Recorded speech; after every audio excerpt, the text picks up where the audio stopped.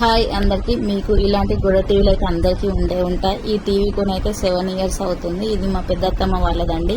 నేనైతే వాళ్ళ ఇంటికి వెళ్ళేసరికి మెయిన్ కవర్ పీకలేదు అని ఇలా తీద్దామని తీసేసరికి దాంతో పాటు డైరెక్ట్ ఫిలిం కవర్ కూడా ఊడొచ్చింది. నాకైతే ఫిలిం కవర్ ఉంటుందని అయితే నాకు తెలియదు. ఒకవేళ మీకు తెలిసేది ఉంటే కామెంట్ చేయండి. ఫిలిం కవర్ తోటి ఊడొచ్చేసరికి నాకైతే చాలా భయం అనిపించింది. ఇప్పుడు వాళ్ళకి మేబీ టీవీ కొనియాలేమో అనుకున్నా.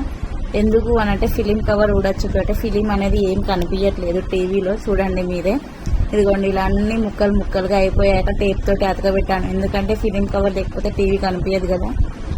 బయట ఫిలిం కవర్ దొరుకుతుందో దొరకదో అని టేప్ తోటి అయితే అతకబెట్టాను. కానీ మా హస్బెండ్ అయితే ఫిలిం కవర్ దొరుకుతుంది అవంతా పీకేయన్నోళ్ళు పీకేశాను. బయట అయితే ఫిలిం కవర్ దొరికింది. ఒకవేళ మేబీ అది దొరకకపోతే వీళ్ళకు కొత్త టీవీ కొనియాల్సి వచ్చేది మేమైతే.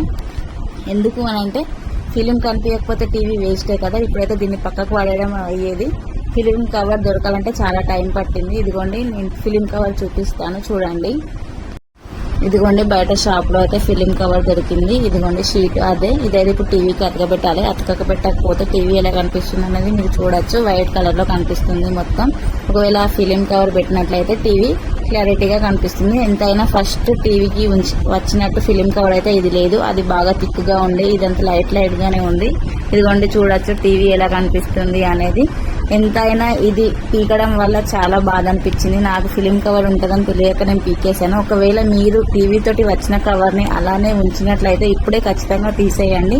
ఎందుకంటే హీట్ కి ఆ ఫిలిం కవర్ అనేది అతికి వచ్చేస్తుంది. ఇప్పుడున్న టీవీలకు మేబీ ఫిలిం కవర్ లేకపోవచ్చు, గ్లాస్ ఉంటుంది కావచ్చు, నాకైతే తెలియదు. ఇదైతే కొని 7 years అవుతుంది కాబట్టి మేబీ ఫిలిం కవర్ వచ్చింది కావచ్చు.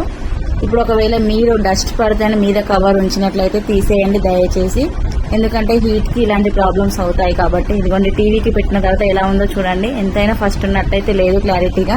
మీరు ప్లీజ్ దయచేసి ఇలాంటి పిచ్చి పనులు అయితే చేయకండి. నాలాగా తెలియక ఒకటి తెలిసి ఒకటి చేస్తే ఇదిగోండి ఇలాంటి పనులు అవుతాయి. ఇప్పుడు మంచిగా టీవీని నేను ఖరాబ్ చేసినట్లయింది. వీడియో నచ్చితే ఖచ్చితంగా లైక్ చేయండి. నా ఛానల్ని సబ్స్క్రైబ్ చేసుకోండి.